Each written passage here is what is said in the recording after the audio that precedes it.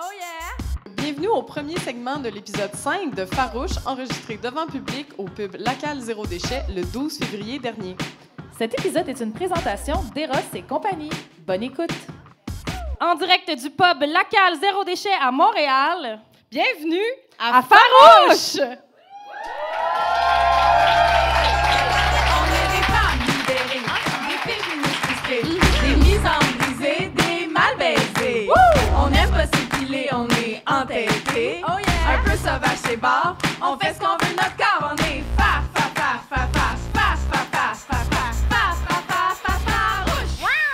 Approche-toi pas. C'est Coralie, le chat. C'est moi le chat. Donc, je m'appelle Coralie Lapierre et j'utilise le pronom elle. Oui, moi aussi, je m'appelle pas Coralie, je m'appelle... Ça commence très bien. Je m'appelle Emna Achour, j'utilise aussi le pronom elle, vous. OK. Plus tard. Plus tard, tantôt. Et on est vos animatrices du podcast Farouche. Ouais! Merci d'être là! Très, très contente d'enregistrer cet épisode devant public, cet épisode 5 dans notre nouvelle maison, le pub Lacal. Oui, très contente, surtout de ne pas avoir besoin de préciser aux employés qu'ici, on veut pas de paille en plastique. Il y a une paille réutilisable. Paille en métal! C'est C'est merveilleux. Et oui, merci beaucoup à la gang de Lacal. On les a applaudis tantôt. On peut les réapplaudir. Puis applaudissez-vous donc, vous. En même temps, vous avez sold out la place. Merci! Et on a sold out, entre autres, parce qu'on a des merveilleuses invitées Oui. ce soir. Entre autres, une royauté féministe, Madame Martine Delvaux. Ouais. Et Isabelle Manette. Une duchesse féministe. Chef, Une princesse. princesse, bon. Oui, vous l'aurez sans doute remarqué, notre amie Trana Wintour n'a pas pu être des nôtres finalement parce qu'elle combat un foutu virus. Elle était très déçue de décommander, mais ce n'est que partie remise. On va la réinviter dès qu'on le pourra. Pour la remplacer, même si elle est irremplaçable, on a la chance d'avoir parmi nous ce soir une autre amie qui nous est très chère. Elle siège sur plein de conseils d'administration parce qu'elle est cool et elle a pas tant de temps, mais elle en fait du temps. J'allais dire, elle a plein de temps. Non, t'es full occupée.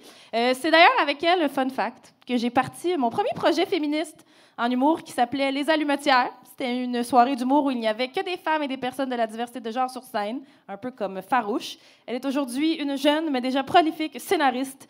Notre chum Isabelle!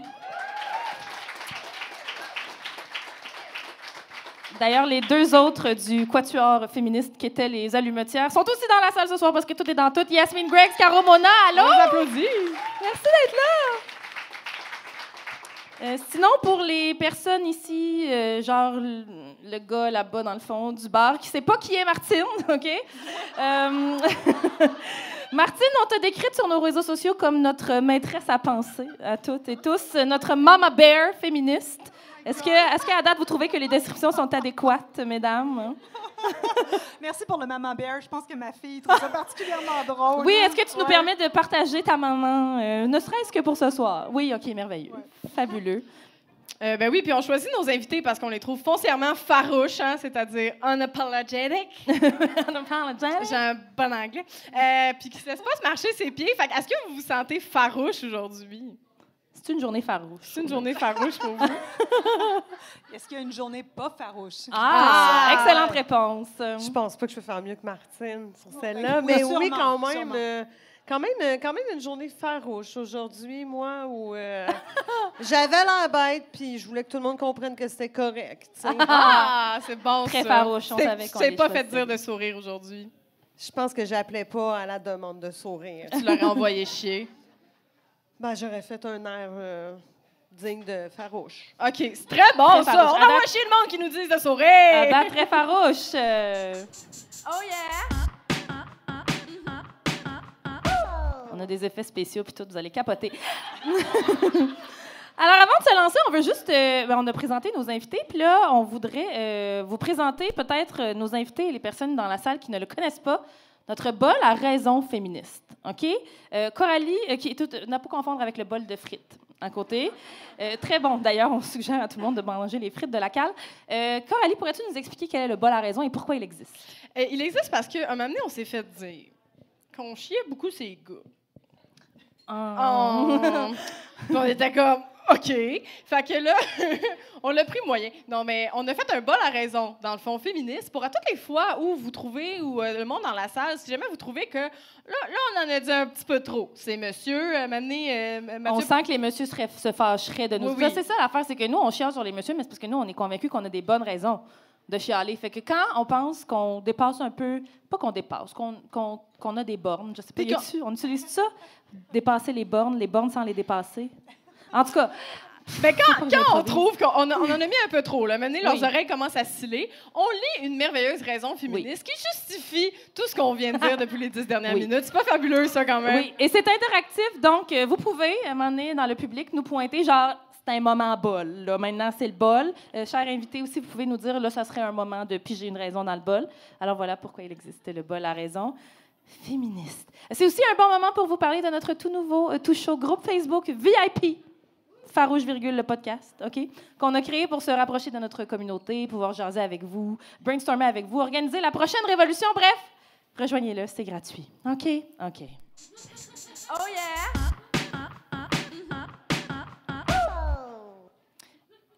C'est à moi, c'est tatoué? Ah non, c'est à moi! Tatoué. C'est maintenant l'heure! Ça va très bien. Vas-y. Non, mais il y a un disclaimer au début, puis tout. OK, je vais te laisser gérer la... C'est parce que là, il y a de la caméra à gérer aussi, là. On est un groupe de 2, OK, pour gérer ce podcast-là. C'est de l'autoproduction. C'est de l'autoproduction. C'est maintenant l'heure de faire le tour des nouvelles qui se sont déroulées depuis le dernier épisode, donc depuis décembre dernier. Petit disclaimer, par contre, Coralie. Oui, on va noter que le bulletin de nouvelles, il est humoristique. OK? Donc, il contient des vraies nouvelles, mais aussi des fausses informations. Parce que des fois, ça apporte à confusion, mais on veut juste préciser. C'est parce que des fois, on va dire, genre, Bernard Dréville a dit ça, puis vous êtes comme, ça se peut que Bernard Dréville a dit ça. Ça se peut. Fait qu'on veut juste s'assurer qu'on se fasse pas poursuivre. Fait qu'on va juste le dire. Ouais. Parce que les gars, les messieurs aiment ça, hein, poursuivre des femmes en diffamation. Bref. Donc, on n'est pas rendu. Non, ça va en prendre 10 autres. Oui. Donc, avant de prendre le bol à raison. Donc, c'est ça. Donc, on n'est pas un vrai média, là. On n'est pas un vrai média. On vous encourage encore à aller vous informer sur des vrais médias. Avoir plusieurs sources. Mais tu sais, toi, t'es chroniqueuse dans le Journal 24 heures. Moi, j'ai été journaliste 10 ans. On n'est pas pire. On n'est pas pire. On est plus que ben des gens qui ont des jobs dans les médias en ce moment. Je veux dire, je pense. Mais tu sais, c'est ça. Vérifiez toujours vos sources avant de clamer quoi que ce soit. OK, go les nouvelles? Go les nouvelles. OK, alors vous allez voir, qu'est-ce qui s'en vient? Une transition. Oh yeah. Grand moment pour les femmes dans les sports, alors qu'en décembre 2023, Rebecca Welch est devenue la première femme arbitre de la Premier League Soccer en Europe. En janvier 2024, ensuite, c'était les débuts de la Ligue professionnelle de hockey féminin. Et depuis quelques mois, Taylor Swift fait fâcher tous les petits messieurs parce qu'elle regarde son chum jouer au football depuis les gradins. Effectivement, Emna, de grands accomplissements pour les femmes. Ça donne presque envie de célébrer et d'oublier qu'il y a déjà eu 2 féminicides cette année et que les enseignantes ont eu une offre décevante de la part du gouvernement qu'elles ont l'air d'avoir acceptée par dépit. Un peu comme quand une femme hétérosexuelle se matche avec un gars parce que c'est le moins pire qu'elle a trouvé, tu sais. Pareil. Puis là, inquiète-toi pas, mon amour, c'est des jokes. Sinon, la prochaine conférence sur le climat en Azerbaïdjan sera organisée par un comité entièrement composé d'hommes. Ils n'ont pas trouvé pertinent de rassembler des femmes qui sont pourtant spécialistes dans la gestion de liquides visqueux et des fuites. C'est une joke de menstruation. On peut s'assurer, cependant, que tous les hommes qui composent le comité sont qualifiés et complètement impartiaux face aux enjeux de réduction de la consommation de pétrole, parce qu'on peut compter, entre autres, sur le ministre de l'Énergie, Parviz Shabazov, qui vante couramment les bienfaits du gaz et qui aurait même affirmé en conférence de presse « Le pétrole, c'est nice, YOLO, tabarnak! » avant de quitter en faisant un burn en Monster Truck. C'était ça, les fausses nouvelles. Ça aurait pu, mais... On est proche.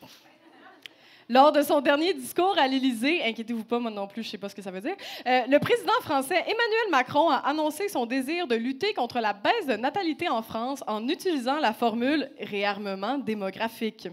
Parce que, c'est bien connu, les utérus ont des guns! Le président de la République, je sais pas c'est quoi que ça veut dire non plus, aurait fait ces affirmations sans pour autant faire le lien avec l'effet que les jeunes ont de plus en plus de misère à se loger et que ça s'élève mal un bébé dans un tiroir. Il aurait aussi omis de parler des vrais responsables de la hausse de l'infertilité comme l'environnement, la pollution et la phrase « Moi et mes ex, c'est toutes des folles ».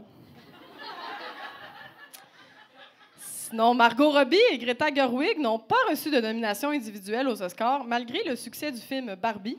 Ce à quoi Bernard Drinville aurait répondu que c'était la faute de l'immigration. Non, la police de London a révélé les noms des 5 joueurs d'équipe de Hockey Canada accusés d'agression sexuelle. En effet, toute la communauté a été complètement choquée par les accusations portées à ces jeunes hommes qui se sont fait dérouler le tapis rouge à chaque fois qu'ils pètent depuis qu'ils ont 13 ans. Oui, c'est toute une surprise de voir un groupe d'hommes blancs privilégiés qui ont grandi dans le Boys Club sans jamais fréquenter des femmes autres que leur mère ou les filles avec qui ils couchent quand ils viennent de gagner un trophée à Drummondville commettre de tels gestes. Et oui, selon les avocats des joueurs de hockey, leurs clients sont innocents. Il n'y a pas de culture du viol dans le hockey. Et selon Bernard Drinville, de toute façon, c'est toute la faute de l'immigration. Aux États-Unis, 65 000 femmes victimes de viol ont été forcées d'accoucher depuis l'invalidation de l'arrêt Roe versus Wade. Le président Macron aurait d'ailleurs sauté de joie en voyant ces chiffres de réarmement efficace de la population. En effet, 65 000 femmes ont donc été obligées de porter un bébé non désiré, alors que des milliers d'autres qui en voudraient ne réussissent pas à en concevoir d'enfants, ce qui amène des scientifiques à penser que la solution contre la stérilité serait non pas de mettre ses jambes dans les airs, ni d'arrêter d'y penser, mais juste de voter pour des politiques qui nous font revenir 50 ans en arrière. Grand vent de changement chez les électeurs du Québec alors que le Parti québécois détrône la CAQ dans les sondages. Oui, le Parti québécois qui propose des politiques tout à fait à l'opposé de la CAQ en matière d'environnement. Non, ça y en parle pas. Ah, OK, le PQ qui reconnaît le racisme systémique. Non, ça non plus. OK, donc le PQ qui a des politiques novatrices en matière d'immigration, de laïcité, de langue française. Dans le fond, c'est tellement différent que c'est presque la même chose. Oh yeah!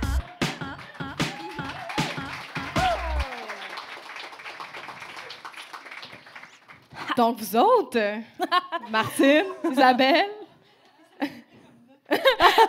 avez-vous des choses qui vous ont marqué dans l'actualité dernièrement? Ben moi, marqué, je sais pas, mais un peu fâché. Oui, ça, c'est très Tu sais, farouche. je veux dire, tu sais, Taylor Swift, qui reçoit son prix des mains de Céline Dion. Oui. Et là, tout le monde se fâche parce qu'elle n'a pas regardé Céline. Hey, on peut-tu juste la laisser être contente puis vivre sa vie comme elle veut? Tu sais, you go, Oui. girl, tu fais comme tu le sens, puis c'est tout. Mais on peut être du côté de Céline aussi. Ah oui, on peut aussi. Un peu. Mais je comprends ce que tu veux dire, tout à fait. On peut-tu la laisser vivre? Elle fait bien de faire fâcher des messieurs qui sont Non, mais fâchés après, qu'elle encourage son chum. Fait que oui, tout à fait. Hein? Comment tu avais dit ça? Tu avais dit comme laisser être contente. On avait dit ça hors d'onde. Oh, on avait dit ça, donc c'est meilleur. C'est pas important. Fallait que vous soyez là. OK. Ah. Martine? Ben oui. Moi, je les ai avertis. Hein. Moi, je suis pas très drôle. Fait que, c'est vrai que moi, ce qui a retenu mon attention n'était pas si drôle. Judith Godrèche en France, tout ce qui se Oui. passe autour d'un MeToo, pas inceste, mais pédophilie quasiment, c'est quand même super impressionnant que ça finisse enfin par arriver en France, que le monde du cinéma se mette à l'heure du jour, qui nous rejoignent un petit peu par-delà l'océan. Et puis l'autre truc qui retient mon attention, moi, Dion, j'étais contente de la voir. C'est une femme qui commence à vieillir. Jodie Foster aussi. On voit de plus en plus de femmes ridées. Oui. Ça me semble important. Vive la ménopause. Oui. Non, mais c'est vrai. Vive la ménopause! Mais oui, MeToo stand-up, MeToo même stand-up, en France, c'est vraiment une révolution. J'ai même envoyé des mots d'encouragement pour dire « We've been there » il y a quelques années. Si vous avez besoin de conseils, écrivez-nous. Écrivez pas à Isabelle Haché, c'est ça qu'on a dit. Non, c'est ça. Non, J'ose c'est pas vrai. cliché de journaliste. Mais oui, Coralie, tu voulais-tu nous résumer un petit peu le MeToo stand-up? Parce que ça fait bouger pas mal. Il y a une humoriste en particulier qui en arrache à cause de ça cette année. Oui, Florence Mendès, qui est une humoriste belge, dans le fond, qui, elle, a... Il y avait un... J'ai oublié le nom du monsieur. C'est Du pas méchant important. monsieur. OK, c'est pas important. Le monsieur On va- qui viole. Là, tu sais. Le monsieur qui viole, on s'en fout. Il est déjà cancel, dans le fond, si on n'en parle pas, c'est merveilleux. Mais dans le fond, oui, il allait à Bruxelles faire un show de stand-up. Et là, quand Florence Mendez a vu ça, elle s'est dit, mais je peux pas le laisser faire son spectacle, alors que je sais que peut-être que la première partie va être une femme, une de mes amies, qui risque peut-être d'être victime de ce monsieur-là, ou même des amis dans la salle, on sait jamais.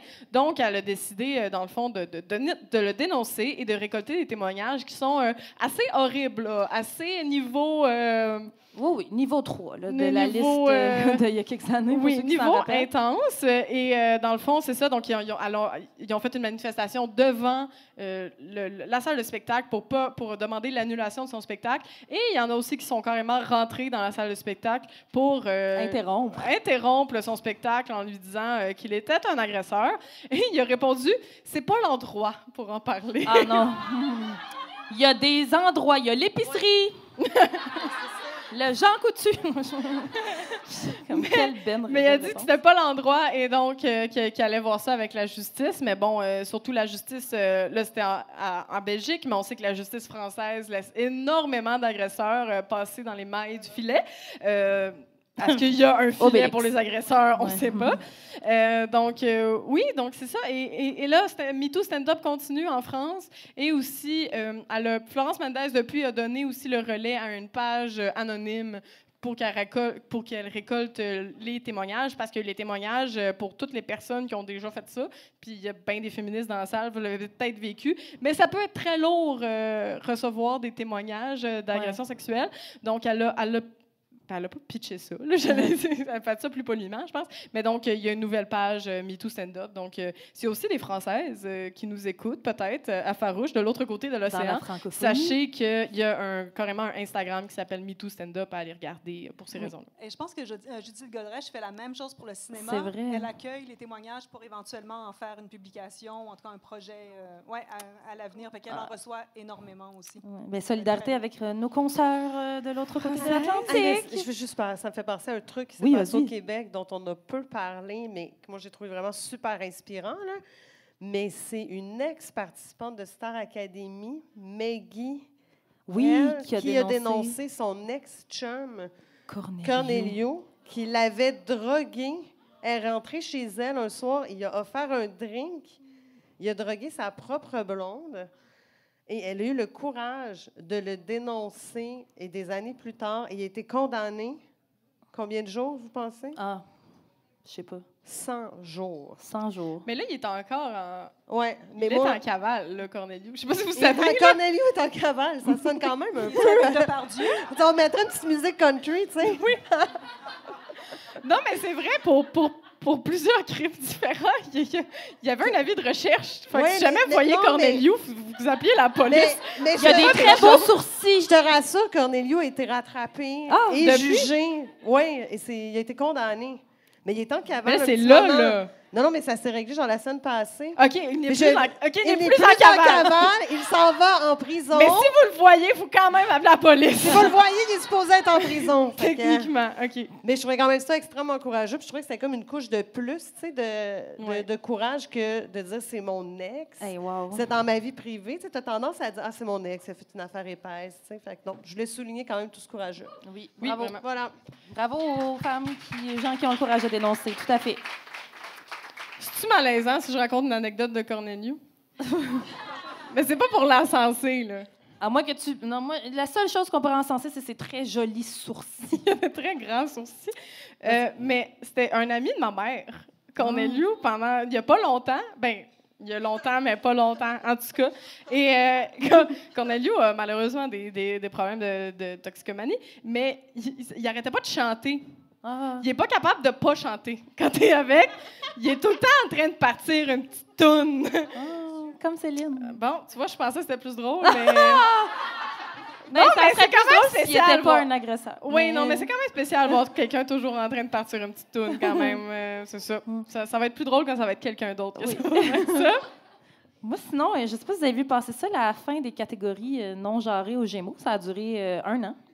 J'allais dire 2 minutes et quart. Oui, c'est ça, exact. Ils ont essayé ça. Puis finalement, ils se sont rendus compte que peut-être que ça faisait qu'il n'y a pas beaucoup de femmes qui gagnaient des prix. Fait que oui, mais ça, c'est un genre de phénomène qui se passe dans plusieurs domaines. Au Gala de la Disque, il avait été interrogé aussi, puis les gens disaient Le power des femmes est encore un peu trop fragile dans l'industrie de la musique pour qu'on leur enlève genre 5 catégories puis que les hommes gagnent à leur place. Fait que la musique n'était pas trop sûre. Il y a Sophie Préjean, qui est l'ancienne présidente de l'UDA, qui, elle aussi, c'était pour plus l'Académie des Gémeaux. Elle avait dit que c'était une belle initiative, mais qui était comme... Est-ce qu'on va se rendre compte dans 5 ans, ça c'est quand il avait annoncé ça l'année passée, est-ce qu'on va se rendre compte dans 5 ans que 4 fois sur 5, c'est des hommes qui raflent les trophées? C'était un peu ça, je ne sais pas si vous avez vu les Gémeaux cette année, c'était un peu ça qui est arrivé. Fait que, pouf, ils ont tiré la plug récemment. On a essayé de faire... je dis « on » parce que Coralie était là aussi à la réunion avec moi. Oui. On a essayé de faire des catégories genrées aux Oliviers. Surprise, ça n'a pas passé! Puis qu'est-ce qui va arriver? T'as des messieurs qui vont gagner les drôles. Fait que oui, je sais pas si tu voulais parler de cette expérience traumatisante. Mais je pense que... de ça? Non, de ce que tu veux. You do you, boo. Ben, on peut en parler un peu des Oliviers, mais c'était très drôle parce qu'on avait fait une rencontre, dans le fond, d'humoristes que je n'aimerais pas, d'un coup, qui est tanné un petit peu de tout ça, le backlash qu'elle a peut-être reçu. Mais dans le fond, elle avait organisé un gros comité où on était plein de femmes humoristes, puis on parlait de ça, puis on avait finalement voté que on voulait des catégories genrées, mais après de longues discussions quand même, pour réaliser, dans le fond, juste pour le fait qu'il y ait puis des catégories genrées, on parle pas genre capsule web féministe, c'est plus genre humoriste de l'année féminine et découverte de l'année féminine. Et on avait voté oui, donc c'est en train d'arriver. Et c'est une autre humoriste qui a appelé la PIH pour dire qu'elle n'était pas contente. Oui, la PIH, c'est l'Association des professionnels de l'industrie de l'humour, sur laquelle je siège sur le CA. OK, bon. Non, mais c'est eux qui organisent les Gémeaux. Puis là, il y a une gang d'humoristes femmes... Les Gémeaux, les Oliviers, oui. Puis il y a une gang d'humoristes femmes qui n'étaient pas là à la réunion à laquelle on a participé, qui n'ont pas entendu les arguments parce que, tu sais, moi, avant de tout déconstruire ça et de tout savoir, j'étais comme « Ah non, mais je veux pas gagner juste parce que je suis une femme. » Mais après ça, tu réalises qu'il faut ça, malheureusement, pendant quelques années pour établir l'équilibre. Et donc, elles n'étaient pas là et elles ont renversé la décision sans nous en parler, en disant qu'on était juste des gens juste pas des importants. open-micers, puis juste du monde qui travaillait pas. Non, c'était zéro dans le... Puis évidemment, elles ont dit ça à des micros avec des gens du Boys Club, des messieurs qui disaient « Ouais, en plus, qu'est-ce qui va arriver avec les personnes non-binaires? » Première fois de leur vie qui se sont intéressés à la vie des gens.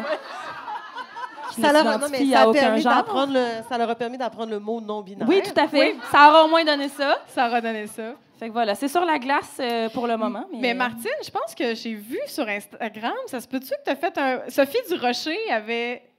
Il me semble que c'est toi. En tout cas, mais Sophie Durocher, quand la catégorie... ils ont enlevé les catégories non-genrées aux Gémeaux. Elle a fait comme « Ah, ben tant mieux! » Puis une semaine plus tard, je pense qu'il y avait un poste à l'université qui était réservé à une femme. Puis elle était comme « Ah, ben là, c'est quoi, là, les femmes? Vous allez leur donner un traitement d'honneur. » Ce qui était très... contradictoire? Oui! Ben, c'est pas étonnant, venant de la personne qui écrivait la chronique, mais je me souviens pas si c'est moi.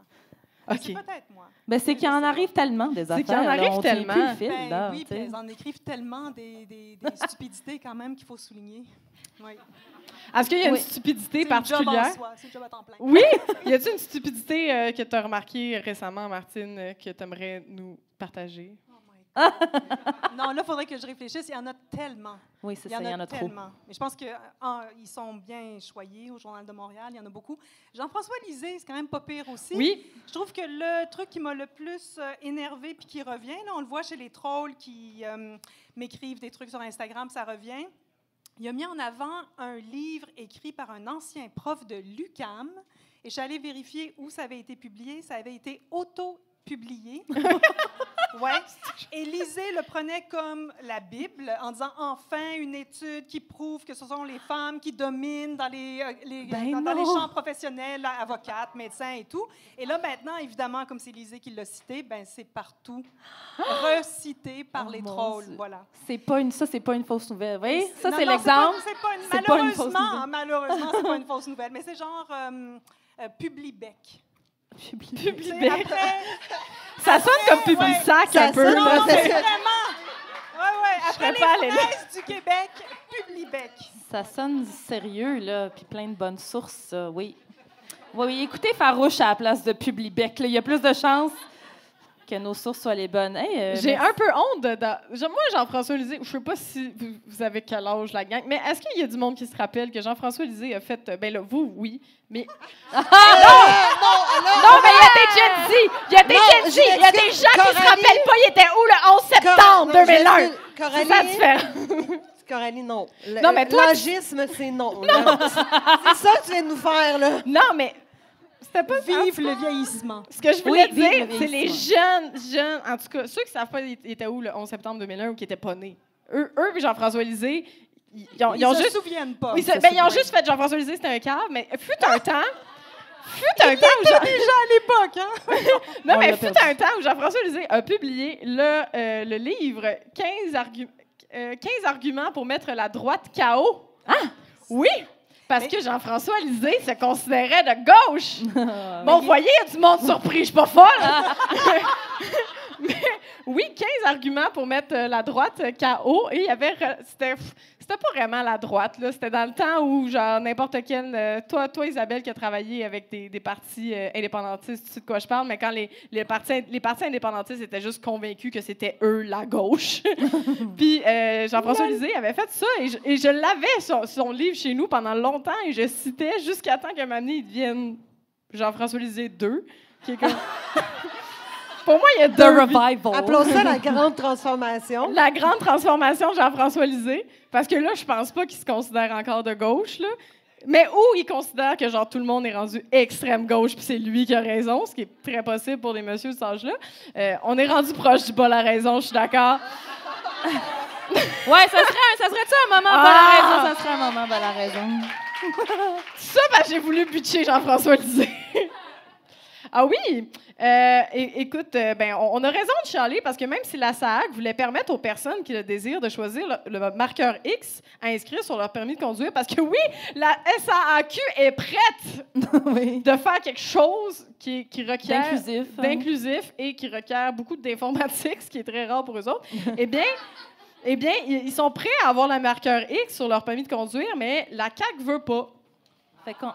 On a raison de chialer sur Jean-François Lisée à cause de ça. Mais oui, parce que la CAQ est encore en train de retarder les combats des genres. Oui. Ça, c'est feminist math, je pense. On pourrait dire ça. C'est comme ça qu'on calcule.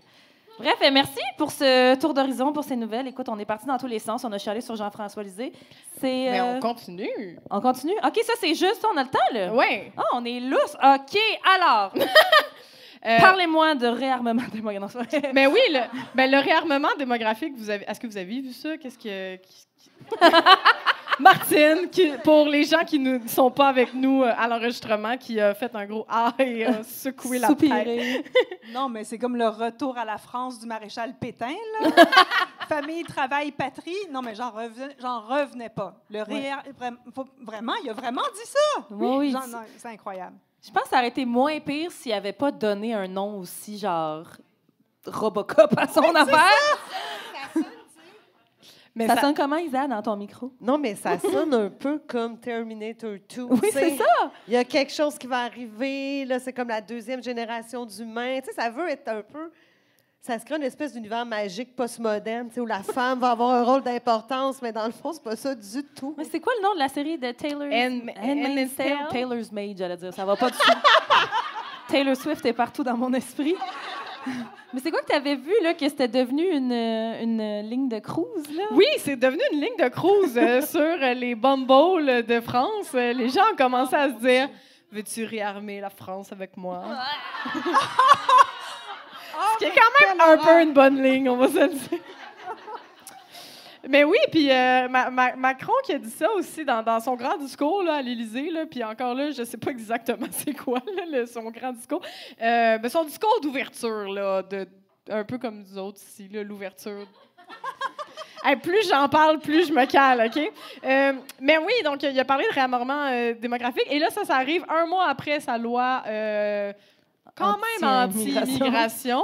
Et aussi le territoire français de Mayotte, qui est dans l'océan Indien. Là-bas, il y a beaucoup de femmes, ils ont un taux de natalité très élevé. Et les médecins là-bas ont commencé à conseiller aux femmes, qui ne seront pas blanches, évidemment, de se ligaturer les trompes. Donc, il y a un territoire français qui se font dire « Non, non, faites pas de bébés », mais la France métropolitaine, par contre, c'est comme les femmes blanches, faites des bébés. Oui, c'est ça. Parce que c'était clair que Macron, il voulait pas juste nataliser la France, il voulait pas se faire envahir. C'est ça qu'il voulait, Macron.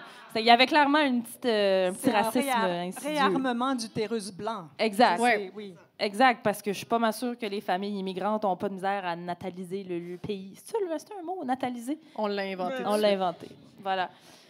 Mais, oui, fait que la France, oui, est-ce que vous avez d'autres choses à ajouter sur le réarmement? Êtes-vous prête à réarmer? Si vous étiez fait dire ça, là, mettons, là. Si François Legault, parce que ça se pourrait, j'allais dire, nous disait ça, il vous le dirait à vous trois, pas à moi, clairement. Si vous disiez réarmer... Pas à moi non plus, cher. Ah, bon, c'est vrai. Si vous demandait de réarmer le Québec, qu'est-ce que vous lui répondriez? Mais non, mais je sais pas. Moi, je l'ai déjà réarmé. C'est ça, moi, j'ai jamais eu l'intention de le réarmer. Oui, c'est ça. Comment réarmer quand on n'a jamais possédé de gomme? Je sais pas, comment on le mettrait de manière poétique? Oui, non, ne réarmons pas le Québec. Laissons-le de même. C'est assez. Laissons-le... En plus, si François Legault disait ça, c'est le même qui a dit qu'au Québec, on était pacifiste. Oui. Ça serait incroyable, ça serait un out the turntables. Oui, non, mais c'est aussi que moi, ça fait 6 mois que je me cherche un logement. Là, si on pouvait arrêter de réarmer le Québec, là, ça serait smart. Bref. Sinon, d'autres de l'actualité qui vous a marqué dernièrement? Il n'y avait pas... Je regarde mes notes. Ben non, mais regarde tes notes. Il n'y a pas de souci. Non, mais on peut. Moi, j'ai été triste d'apprendre que la candidate ne serait pas renouvelée. Ah oui! Oh, oui, c'est vrai. La série La Candidate. C'est un bon point. La série La Candidate, est-ce que vous l'avez vue sur tout.tv ou à Radio-Canada? Oui. L'histoire un peu de Ruth Hélène Brousseau. C'est avec inspiré le NPD, de Ruth Hélène Brousseau. Une série écrite par une femme. Une série écrite par une femme avec un personnage principal qui est une femme qui En fait politique. autre chose que vouloir coucher avec un gars. Oui. C'est-à-dire qu'il se développe comme député, mais non, ça passera pas. Non, ça a duré juste une saison. Parce que C'est ça terrible, hein? Ça, c'est vraiment, vraiment triste, là. Ouais. Oui, moi, on s'était fait dire par Inès Talby, qui est venue à l'émission. Oui. Elle était comme manifestée devant Radio-Can pour demander un retour. Puis on a aussi une des comédiennes qui est là. Je ne veux pas trop lui mettre son spotlight. Mais on a Noé Lira qui est dans la salle aussi, qui joue dans La Candidate. Donc, c'est ça. Ramener ça. Mais moi, ce que j'ai adoré, vous l'avez toutes vu, La Candidate, puis il y a bien du monde qui a applaudi, j'imagine que oui. Tu l'avais-tu vu? Oui, c'est oui. bon, c'est excellent. Et justement, elle veut pas coucher avec un gars tout le long de l'émission. Mais non, mais c'est ça. Oui, mais moi, ce que j'ai révolutionnaire. adoré encore plus, c'est que la relation, et là, tu vois que c'est une femme qui l'a écrit, la relation du gars avec qui elle a couché au début, mais qu'après ça, elle apprend qu'une autre de ses amies couche avec, elle est juste chill avec ça. Elle est juste comme « Ah, vous couchez ensemble, c'est correct. » Puis là, elle continue sa vie. Puis je trouve ça incroyable parce qu'à toutes les fois que c'est écrit par des hommes, des séries comme ça, puis qu'une femme apprend qu'une autre femme a couché avec, oh mon Dieu! Il faut qu'il y ait compétition. Oui, elle met des clous dans ses souliers, puis ça n'a pas de bon sens. Non, mais Alors que c'est pas ça, là. La majorité du temps, moi, quand j'ai une amie qui a couché avec quelqu'un que j'ai couché, je fais comme « Ben, tant mieux, as-tu aimé ça? » Tu sais, genre, j'étais-tu correct avec toi? Tu sais, mais moi, j'ai vraiment aimé ça, de voir ça dans La Candidate. J'étais comme « Ah, enfin, on n'est pas en train de comme démoniser les femmes comme si on était en train, justement, là, de s'arracher les cheveux derrière en coulisses. » Mais tu sais, je trouve qu'il y a cet espace-là dans la culture québécoise pour des personnages féminins forts. Puis je pense qu'il y a cet espace-là aussi pour des créatrices qui sont des femmes. Puis tu sais, une série que moi, je n'écoute pas, je l'admets, mais qui, somme toute, est intéressante. Moi, j'écoute à peu près 2 épisodes de tout ce qui sort. Puis après, je décide si j'embarque ou pas parce que je dois dormir. mais j'ai écouté les premiers, puis je trouve ça quand même intéressant. C'est une série qui s'appelle Sorcières à TVA. Mais c'est des femmes complexes, nuancées, qui vivent différentes problématiques féminines, mais aussi de vie. Tu sais, je trouve que souvent, les personnages féminins, c'est vraiment catégorisé dans ce qu'on a décidé qui était stéréotypé et stéréotypant. Et généralement, les gens qui ont décidé ça, c'était des hommes. Fait que là, on a des questions de mère, on a des questions d'amoureuses, on a des questions de qui on va prendre soin puis comment, alors qu'on est plein d'autres choses que ça. T'sais. Puis je pense que La Candidate, c'était ça. Puis je pense qu'il y a d'autres séries qui sont ça et qu'on devrait financer ce genre de projet-là au Québec. Voilà, c'est tout. C'est pas drôle Dieu, du des tout. beaux plaidoyers à soi.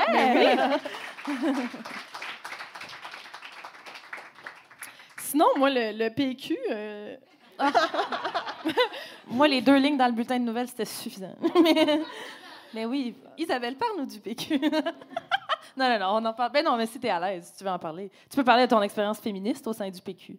Mon Dieu, je peux parler de mon expérience féministe en politique. Mais en même temps, mon expérience féministe au sein du PQ, moi, j'ai une super bonne expérience parce que je pense que ça a changé beaucoup de choses à l'époque où j'ai travaillé en cabinet politique au Parti québécois. Oui, parce que là, nous, on jase de tout ça parce que ça, on prend des verres ensemble puis on le sait, mais vous ne le savez pas. Mais je pense que ça change beaucoup quand tu travailles avec des femmes, tu sais. Oui, toi, à l'époque, c'était quand c'était une première ministre. Et j'oserais jamais dire ça. Moi, j'appelle encore Mme Marois ou Mme la première ministre. Non, moi, je l'appelle Popo. C'est correct, on n'a pas le même rapport. Depuis la loi 21, depuis la charte de laïcité. Je l'appelle Tabarnak. Non, ça reste pas vrai. C'est ça. Non, c'est la faute à Bernard Drinville. Je veux juste rappeler ce qu'on disait. C'est pas la faute à Pauline, c'est la faute à Bernard, cette charte. En tout cas, là, on s'éparpille. Oui, on s'éloigne. mais c'est ça. Mais je pense que je ne sais plus du tout où je m'en allais. Emna, relance-moi. Je te disais, c'était quoi ton expérience féministe au sein du PQ? Non, mais je pense que, nonobstant le PQ, je pense qu'être une femme en politique, c'est comme être une femme dans n'importe quelle sphère de pouvoir. Là. Ouais. Je veux dire, ce sont des sphères de pouvoir. Elles sont encore dominées par les hommes. Tu as vécu quasiment la candidate, toi, ceci n'est pas un point de vue, pardon. Tu as vécu quasiment la candidate en coulisses. Non, là, mais dans le sens... Non, mais je veux dire, je voulais faire des liens. Oui, là, je couchais avec un gars, là, je couchais avec mon ami. Non, mais dans le sens, une femme qui est qui est une candidate phare dans le parti, là, c'était Pauline, là, c'était la chef, non, mais je pense que, je pense que, mon Dieu, il y a tellement de choses à dire sur être une femme en politique, tu sais. T'as-tu vu Pauline être traitée différemment? Non, mais nonobstant Mme Marois, je pense qu'être une femme en politique, tu sais, je veux dire, aujourd'hui, je ne sais pas, je ne suis plus là, mais à l'époque, il y avait clairement un double standard. Tu sais, je veux dire, a-t-on déjà entendu quelqu'un dire dans les médias « C'est épouvantable! Jacques Parizeau porte des habits 3 pièces et a une montre avec qui pendouille. » Non, jamais. Pauline Marois, mon Dieu, elle a un foulard. Ah ouais, hein? Non, mais il y a plein de trucs comme ça. Valérie Plante et son sourire, ça, c'est quelque chose. Elle sourit, c'est épouvantable. Ouais. Puis si elle ne souriait pas, il demanderait de sourire. Non, mais ça existe. Mais au-delà de l'apparence aussi, je pense vraiment que on est moins nombreuses dans les sphères de pouvoir encore aujourd'hui. Puis ça paraît, ça apparaît dans les dynamiques, mais on dirait que ça apparaît moins parce qu'on en parle de parité, mais c'est pas parce qu'on nomme quelque chose que ça existe déjà. Il y a une étude qui a été faite à Harvard, dont j'oublie toujours la source, puis ça me gosse. Tu sais, quand je fais du stand-up, je dis que c'est passé à Radio-Canada, donc c'est vrai, tout le monde rit, puis je peux sortir ma stat. Là, j'ai pas la référence, mais je vais la retrouver. Mais qui a été fait, qui démontrait que si tu mets des hommes et des femmes dans la même pièce, puis que dans la pièce, il y a des hommes et il y a des femmes, les femmes vont se rendre compte qu'elles sont en minorité, alors que les hommes vont avoir l'impression que la parité est atteinte. Ah ouais, même si c'est faux au niveau du nombre, à cause du biais cognitif, puis du fait qu'on est tous un peu teintés du patriarcat. Tu es en train de chercher ça? Non. Mais moi, je lis la stat pour vrai. Puis j'ai pensé à ça aussi parce que tu parlais de politique, mais moi, je siège sur des conseils d'administration et je siège sur un merveilleux conseil d'administration paritaire. On est en zone paritaire. Je pense que maintenant, on est même à majorité féminine. Je trouve ça extraordinaire. Mais en réfléchissant à ça, je me suis rendu compte qu'il y a 20 des personnes qui siègent sur des conseils d'administration au Canada qui sont des femmes. Fait qu'on est encore loin, là, d'être paritaire, d'être sphère de pouvoir, mais vraiment loin. Martine Delvaux, je te passe la POC. Là, tu ne pourras pas résumer, j'imagine, ton univers sur comment tu penses ça, les femmes en politique, mais vite de même. Là, genre, Ciboire. Ça résume bien. Non, mais les femmes en politique, qu'est-ce que tu trouves, qu'est-ce qui te marque le plus sur le chemin à faire encore pour les femmes en politique? Ou les femmes dans le côté académique, puisque tu es prof à l'université? Ben oui, mais c'est un peu comme ce qu'Isabelle disait. En fait, c'est comme si elles sont jamais suffisantes, ou toujours trop ou pas assez, mais jamais assez bonnes pour être là. C'est le cas de Valérie Plante, qu'on soit d'accord ou pas avec les décisions qu'elle prend. Combien de fois on souligne son comportement, ses expressions faciales. Puis combien de femmes on voit monter et vite tomber. C'est la falaise de verre. Je trouve que ça, c'est vraiment le phénomène important. Et la falaise de verre pour les personnes non blanches en particulier, les femmes racisées, ce qui a été fait à Dominique Oliver. Donc là encore, peu importe, elle a admis les torts qui étaient les leurs, les siens, mais est-ce qu'elle méritait d'être traitée comme ça dans les médias quand elle a annoncé qu'elle poursuivait le Journal de Montréal ou TVA, Québécois. J'étais contente. Je disais oui, il faut à un moment donné mettre son pied à terre puis dire arrêtez de nous traiter comme ça. Et les femmes, en particulier, les femmes racisées doublement, sont maltraitées dès qu'elles mettent le pied en politique, qu'il s'agisse de municipal ou de provincial ou de fédéral. Ouais. Elle était sur le conseil de Valérie. Elle était au conseil exécutif. Puis dans le fond, ils ont dit elle a mangé des huîtres à Paris. Quand elle était dans l'autre organisme. Quand elle était dans l'autre... Mais c'est parce qu'ils font tout ça, les messieurs. Comme moi, ce qui m'a fait rire de ça, c'est que je me suis dit, avez-vous dit ça à Denis Coderre qui a été impliqué dans un scandale des commandites? Ça, je dis rien. De un, puis de deux aussi, dans le sens, il n'y a personne en politique à ce niveau-là, quand ils font des rencontres, qui vont dans un chac à patates, là. Comme... je veux dire, j'adorerais ça, là, qu'ils se fassent un potluck, là, à place d'aller manger des huîtres sur l'argent des contribuables, mais c'est pas ça le cas. Puis ça, je trouve ça un petit peu... c'est une des particularités. C'est vraiment grave.